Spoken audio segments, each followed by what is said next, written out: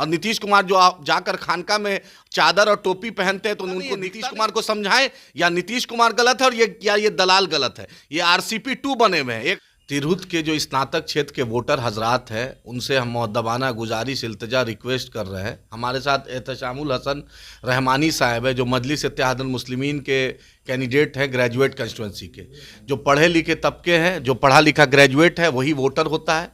लगभग 26,000 मुस्लिम मतदाता हैं और दूसरे कम्युनिटी के भी लोग हैं।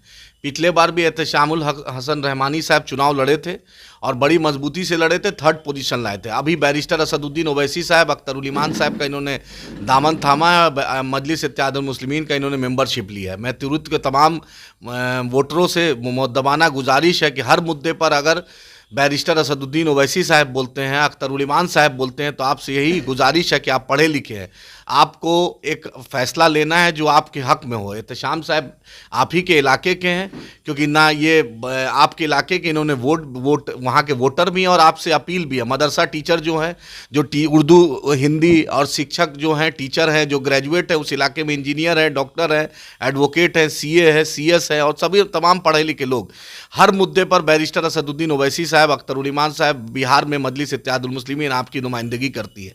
एक मौका अच्छा है। दिवेश चंद ठाकुर ने आपके सामने कहा था कि मुझे मुसलमानों ने वोट नहीं दिया, मुझे मुसलमान की वोट की ज़रूरत नहीं है। ललन सिंह जो नीतीश कुमार के और नरेंद्र मोदी के दलाल बन के घूम रहे हैं, जिनका नाम ललन सिंह है, विधानसभा चुनाव, वार्ड मेंबर चुनाव माइनस किसी पार्टी से नहीं जीत सकते हैं, लेकिन उनके आंख में मोतियाबिन हो गया था कि नहीं दिखता है कि मुसलमान उनको कितना जदयू को वोट दिया है।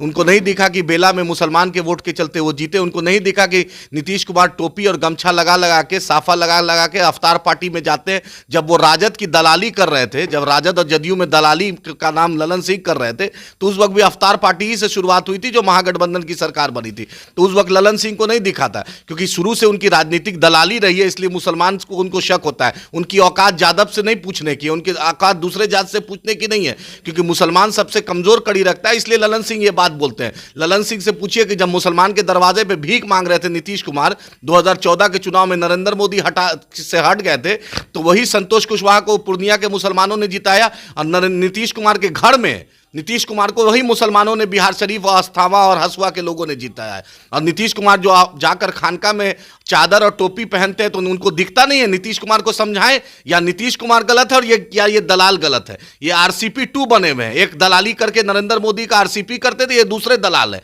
मैं तिरहुत के लोगों से बोलना चाहता हूं, आपके हर मुद्दे, मदरसा अजीजिया जला तो बैरिस्टर असदुद्दीन ओवैसी साहब ने, अख्तरुल ईमान साहब ने मुद्दा उठाया।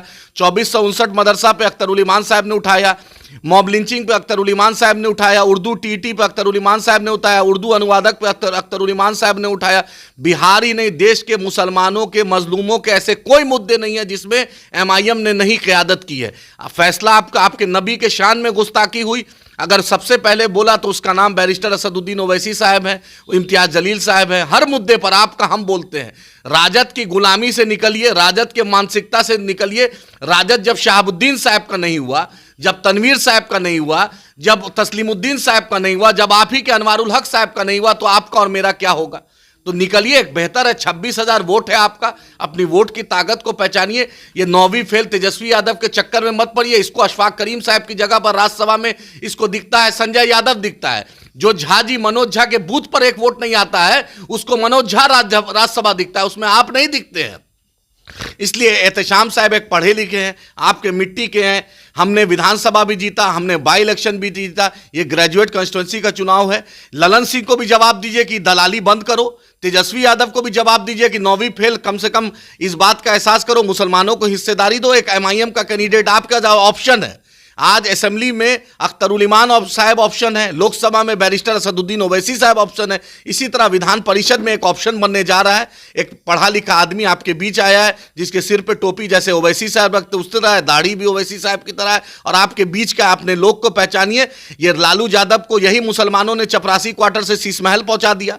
यही नीतीश कुमार को मजार पर चादर चढ़ाते चढ़ाते लगातार 2005 से आज तक मुख्यमंत्री बने हुए हैं। ना ट्विटर चलाना जानते हैं, ना भाषण देना जानते हैं, हर वक्त नरेंद्र मोदी का पैर छूना जानते हैं। तो इन दोनों फ्रेम से निकलकर अपनी क़यादत को मजबूत कीजिए।